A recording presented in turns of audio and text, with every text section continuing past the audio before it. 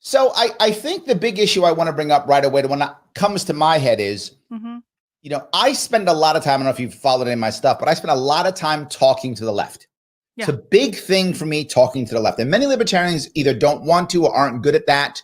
That's not a skill set. But I honestly believe in my heart that if we're going to change the country, we have to bring the left over to us in some way, shape, or form. That the country is is left, more left than right.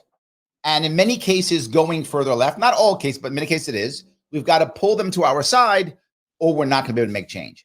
That happened to you. It wasn't me who did it, though. No. but that happened to you. You were pretty much a lefty, and then that changed. Tell me about that. Oh gosh, I mean it's such a long story, but yeah, you're absolutely right. I was on the left for 20 years. I grew up in Vermont. I have voted for Bernie Sanders in every single election that I could vote for Bernie Sanders until I moved to New Hampshire. And so yeah, I was on the left, and I never thought anything about it. And to be honest, after Barack Obama got elected president, I was really into politics in the George W. Bush years. Like I was in college during the George W. Bush years. I was doing like anti-war protests on the Boston Common and things like that. But as soon as Obama got elected, something switched in my brain. I just shut my brain off to politics entirely. And I focused on my career. I focused on, I was working on my PhD. I was starting a business and things like that. And I really just wasn't paying attention at all. I was shocked. Well, hold on. This is the thing I want to bring this up because a lot of people on the left say that's true. And I think you're an example of that. People on the left will often say, Democrats, I'm still say people on the left, I'm going to say Democrats. Yeah. Democrats will often say, hey, we have to still fight because, these are brunch Democrats. If there isn't a battle, they go off to brunch and forget about it. And like you said, Barack Obama wins. Okay, the left has now won the war. We can all go back home and hang out for brunch. And I think it's one of the reasons why so many Democrats, not necessarily leftists, but I'm saying specifically political Democrats, love the idea of Donald Trump running because he becomes the boogeyman that motivates Democrats to come out and vote. Is that similar to what you were talking about or no? Yeah. I mean, I think that's actually a really fair assessment. It was like, I was really interested in politics when it was kind of like a game and we were the opposition. And like, I actually remember thinking on the night that Obama was elected, like, woo, I don't have to worry about this anymore. And I can go on with life and, do other things. And then, so 2016 comes along and I was genuinely shocked that Trump got elected. I was like one of those people where I wasn't like actively necessarily paying attention to politics all that much, but I did have MSNBC on in my house. Like my poor husband, like every good Democrat does. Exactly. Like my poor husband had to watch so much Rachel Maddow, like God bless him. But like I generally did not see it coming. I was one of those people that I cried like when Trump got elected. I was really upset. But at the same time, so the week after Trump got elected, I actually went to Peru to do ayahuasca for like 10 days.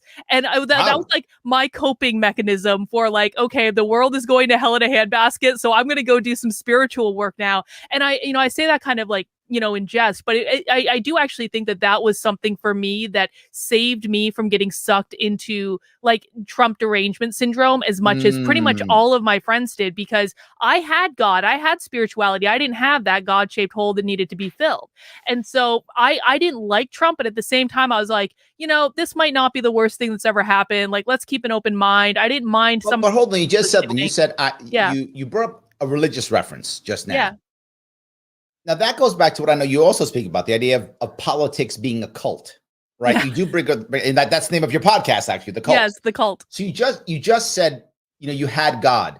What do you mean by that? Were you a practicing Christian? Is that what you meant? Or did you have another entity that you called God? What did you mean by saying I had God in 2016? I have I practice like a generalized spiritualist belief where I've worked with shamans and teachers like all over the world to, have like what my conception of God is, which is it's not Christian. It's not any sort of organized religion. It's just kind of like a way of thinking about the nature of life and things like that. And so yeah, I mean, I have been actively practicing it for a long time, and I do feel like I do have that divine presence in my life. And I feel like a lot of people on the left don't have that in any cohesive way. And so they look to fill that with things like social justice and like activism. It gives their life meaning. I didn't need that because I already had it. And so all of my friends basically lost their minds. I was working in higher education when Trump got elected. So all of my friends basically were in higher education, which is very, very, very far left. And they all lost their minds for several years after that. And I was kind of like, I'm not going to play into this. I don't want to be angry all the time, like whatever. Well, around I remember, hold on, I'm sorry. Oh, go ahead. I remember I got yelled at because I've also done the same thing. I've taught at the graduate level of both Yale and Columbia, and I taught at Baruch. So at some places I've taught, when I just mentioned in 2016, Trump might win this thing, I was not sure he was going to win. I still thought at the time that Hillary was going to win, but I knew it wouldn't be a blowout because I talked to people. I knew people who, they thought Trump was great. So I thought, he might win. I got yelled at. Oh, I bet you did. Because I said he might. I didn't even say he was going to win. I didn't say I was going to vote for him. I said, Trump might win. And they were screaming at me.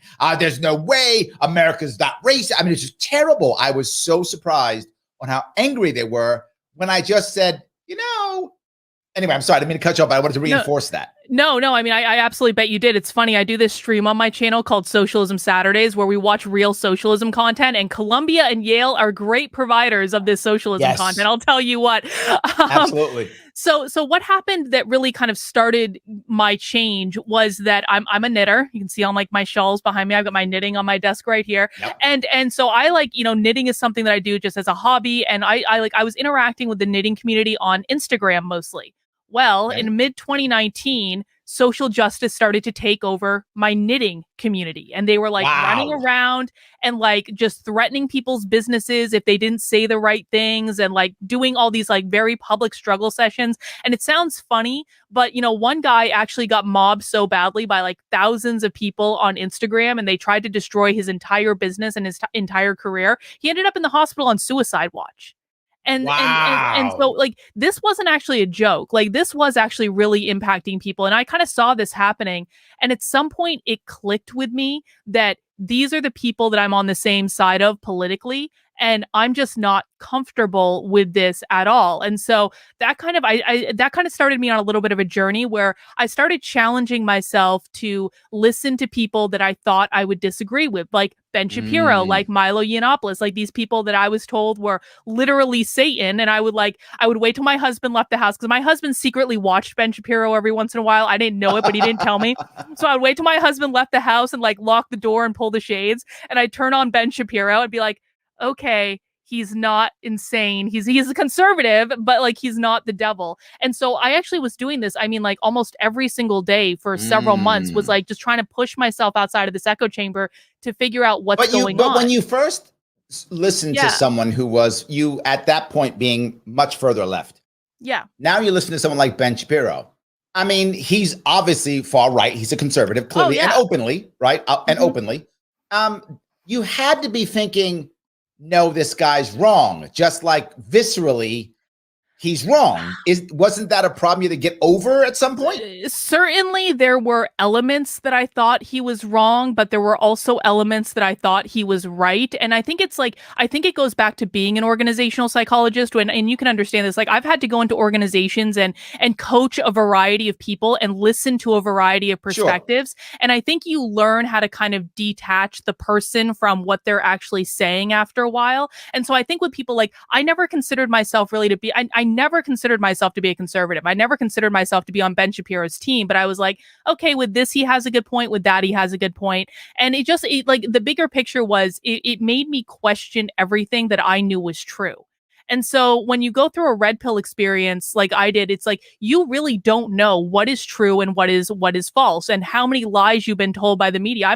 I'm still reverse engineering things. Like I was at the Boston Marathon bombing in like 2013. Like I'm still reverse engineering the Boston Marathon. Like was I told the truth and stuff like that. So let me touch a piece that you bring up, right? When I was most people who watch the show know that I was a Marine for many years, right? I still consider myself a Marine. Like I'm literally branded, right? So I still have it, right? I still am, yes. But when I was in the Marine Corps, I was in intelligence for a period of my tour there. And one of the things we had talked about was the idea of interrogation. And we saw a video of a guy, an army officer who was interrogated from the Korean War. He was captured by the North Koreans during the Korean War in the 50s, and then interrogated by Chinese interrogators. Wow. And he was interrogated in the 50s, but the interview was from the 70s or 80s. That's when they interviewed him. And he said he never forgot when the Chinese interrogator came to him. And the Chinese interrogator starts telling him how great communism is, how wonderful it is, and all these things, and how evil capitalism is, and the whole deal. And this officer happened to be the stereotypical Northeastern rich white guy kid who went to West Point. He was that stereotypical officer that you would imagine in 1950s Army. He was that stereotype. And he looks at the officer who's speaking in English to him. He says, "You're never going to get me to think communism is great." He goes, "When this war is over, I go back home to my beautiful family, my beautiful wife. I'm a war hero now. I'm amazing when I go back. Capitalism treats me fine. What are you talking about?" And so the communist interrogator says, "Oh, no, I'm never going to get you to think that." He goes, "I don't have to. All I have to get is to make you believe that your way isn't perfect and you'll leave Korea." Isn't that funny? Isn't that That's funny? it.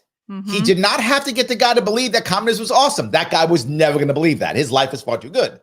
But just to think it's not perfect, then maybe you'll leave. And that's kind of what you were talking about. That's exactly right. And that is what the left tries to do, is they try to plant these seeds of doubt, and maybe we'll talk about this in a little bit, but particularly targeting capitalism, not that they think that everyone's going to turn into like a communist or a socialist overnight, but they're like, capitalism is bad for reason X, Y, B, and Z. And then they usually like play on the idea of crony capitalism to try to get people to think that all free market capitalism is bad, things like that. So no, I think you're absolutely right. But like, going back to where I was like on my red pill journey, it was really hard for me to even know what was true and what wasn't at that point, just because I was very much in a haze. And so the big culminating thing on my journey was so Donald Trump was coming to New Hampshire to do a rally, the day before the New Hampshire primary in 2020. And I was like, you know what, Karlyn, you've been listening to people you disagree with for months now. Like, this is your graduation exercise, is to go to a Trump rally and just see what happens, and just go in person and see for yourself.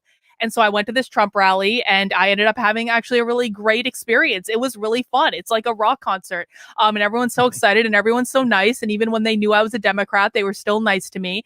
And so I came home, and I actually remember that night I was sitting parked on the street corner after the Trump rally, and I had a headache so bad because of all the cognitive dissonance that was like, I have been lied to for years. And so I went home, and I wrote an essay that I posted on Medium about being a Democrat going to a Trump rally. And I didn't really think anyone would ever read it, to be honest. Like, I was just posting it basically for my friends and family to say, like, I don't think you guys really understand like what's going on. And it ended up going viral on the internet, and it got like 4 million views or something. And I was like on Fox News and Glenn Beck and like all this stuff based on that essay. And that kind of launched me into being a little bit of a conservative darling in 2020, which is not something that I ever thought I would experience in my life. But hold on. Now, this happens to you, right? Yeah. And when this happens, you're literally doing things like you're part of the walkaway movement. You're doing PragerU videos. Yeah. I mean, this had to have an effect on your community, meaning you and the people who you were close to. This had to have an effect on friends and family and maybe even your knitters. I mean, it had to have an effect, didn't it? It had a tremendous effect. Like, I was working with a company, and I won't name them, but like I was doing a lot of like organizational psychology with like one company that was like, I was basically running their organizational psychology practice. They ended up a week after my Trump rally article, like I got a text message from the owner calling me a racist, and I never heard from him again. And so it was like little things like that. I mean, I lost the vast majority of the people that I was friends with, because they were leftist. They still are leftist to this day. They wrote me off immediately, posted all this crazy stuff about me, so it was really quite a trying time. And I never expected to be a public person on the internet. Nothing prepares you for that type of exposure all of a sudden. And so going into Walkaway and getting involved in these other groups, I think for me it was partially a coping mechanism of okay, well, I have lost all of these people in my life. I would like new people. And to be honest, I was much more interested in being around people that were hinged into what was going on, because I wanted to try to figure out, I analyze social systems, right? So I wanted to figure out what was going on. And so naturally, I just kind of gravitated to these communities that were selling me we understand you, But you had to feel betrayed, didn't you? Yes and no. I mean, it was, I think, you gotta, at that time in my life, I guess I never really thought about it like that. I think there was, I think I had gotten over my level of betrayal. Like I had already felt betrayed before that Okay. by sheer virtue of like everyone lied to me. I don't even know what the truth is. But it's also like, you know, I really think that most of the people on the left are really they're good people that are trying to do the right thing, and they've been swindled by this ideology just as much as anyone else. And so it's like I was lied to, I bought into it, they were lied to, they bought into it.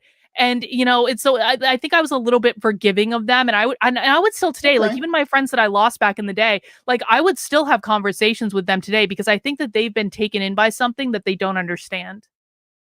Okay. All right. I think you are. I have felt betrayed many times, but I agree with you. I'm maybe for good or for bad. Sometimes for bad. I'm very forgiving. That has not always been a positive trait for me. Oh, I know. But yes, but I have been very forgiven many times. Yeah. So let me keep going if I could. Yeah. You decided to run for governor. No, I didn't decide to run for governor. This is people don't actually know how this happened. That's why I'm asking, because I don't know. Because I never actually wanted to run for governor. It was a joke. It started as a joke where, okay. A joke. I right.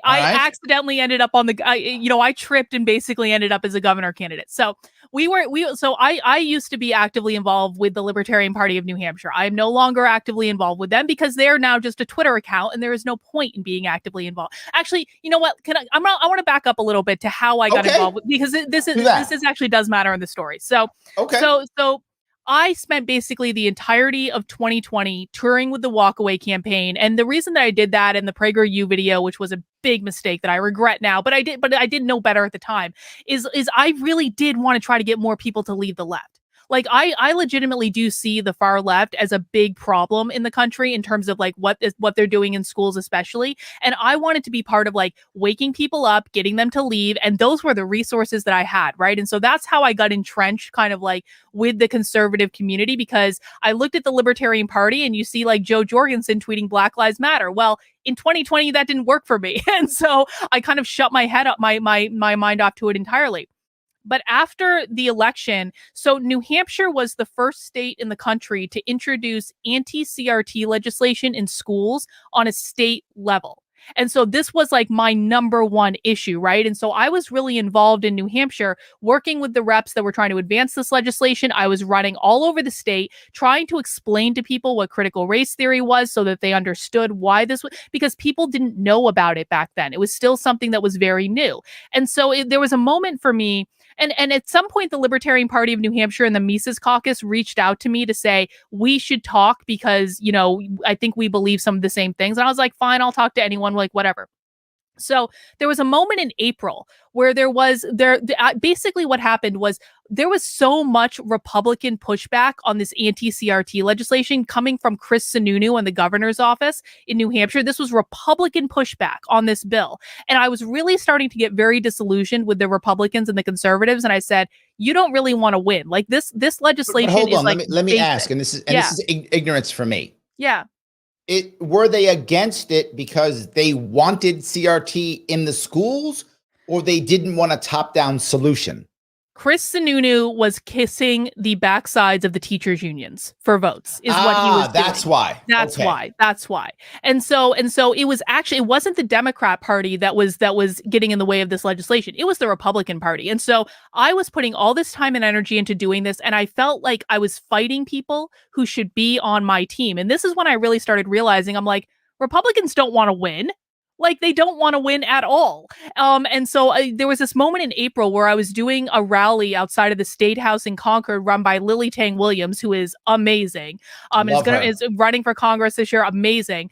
But like I looked out over the crowd as I was talking about like what critical race theory was, and 90% of the people there were libertarians. And I knew they were libertarians. They weren't Republicans. And so that was a moment for me. I was like, I can't be involved with a party that has no interest in winning at all. And so that night I went to an LPNH Mises Caucus meetup, and I basically said to them, I'm done with the Republicans. This is ridiculous. I'm no longer wasting, because I had like wasted hundreds of hours at this point trying to help them, and they didn't want my help. And so fine. So I left. Started getting involved with the LPNH, started getting involved with the Mises Caucus, started meeting like free staters all around New Hampshire, stuff like that, and really started learning about libertarian principles. And that was when I realized, I was like, oh, Joe Jorgensen tweeting Black Lives Matter is actually not all that libertarians stand for. And I was like, this is actually much more in line with what I believe. And so I was very lucky to be in a place like New Hampshire where I did get to learn from some of the most principled libertarians in the world. So I got very involved with the party. I was involved in like the Mises Caucus takeover and all that stuff. And at some point at the beginning of 2022, we were like, we should probably run political candidates. And the candidate that everyone wanted to run was Jeremy Kauffman for Senate. And I was completely on board with this. And I really wanted him to run, and I was totally behind it. There was also conversations behind the scenes prior to the state convention of like, should we run someone for governor just to like have someone? And what I said was, I will do it if I don't have to do anything and it's just the name on the ballot. Because what we were running into was there were other libertarians in New Hampshire who were causing us problems, who we didn't want to have their candidate run for governor and represent us. And so I was like, okay, fine. You guys are talking about a paper candidate. I will do it if I don't have to do anything. And then people kind of like, there was hemming and hawing about this idea, whatever. Well, we show up at the state convention, and Ian Freeman, who is like the Free Talk Live guy, he gets up without telling me he was going to do this and nominates me for governor. And I was sitting there. I literally shouted when I was like, oh, no. And because I really had no idea it was coming. And so I'm sitting there. I like have my head in my hands. I'm like, what do I say? What do I say? What do I say? And I hear my friend Ashley yell, do it. And I was like, okay. And I accepted, and I was like, what did I just do? And then they voted for me, and I was like, okay, I guess I'm the... So this was not a serious thing. And even there are videos of me talking about it on my channel multiple times saying, this is not a serious, like, I'm not going to be the next governor of New Hampshire. But I did want to use the opportunity because I had it. I was like, why don't I talk about what's going on in the schools?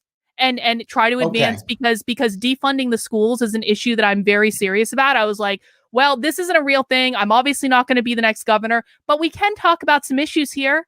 And so that's really what I tried to do. And, I was involved in the ballot access initiative, and I know you know about ballot access. You tried to do like a Herculean initiative in New York. You're like, oh my God. But it took us months and months and months to get Jeremy and myself on the ballot in New Hampshire. It is just like people have no idea what's actually involved. And but even in my acceptance speech at the convention, I said my entire platform is vote for Jeremy Kauffman for Senate, like because that was the race we were all focused on. And so it really was an accident, is what I'm trying to say.